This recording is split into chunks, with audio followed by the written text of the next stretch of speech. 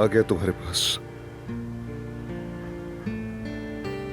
लेकिन दबीर खान की हैसियत से नहीं, सिर्फ तुम्हारा अदनान बनकर आया हूं मैं। क्या बात हुई? दादी के साथ कोई झगड़ा हुआ है तुम्हारा?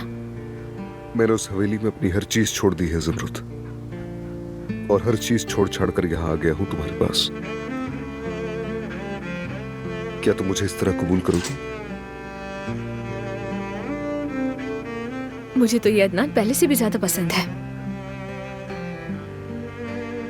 खुश आमदीद।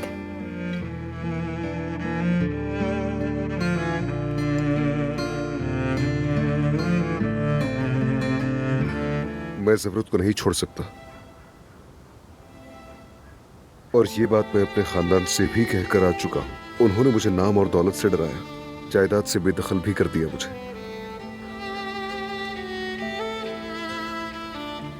क्या आप मुझे इस तरह से कबूल करेंगे?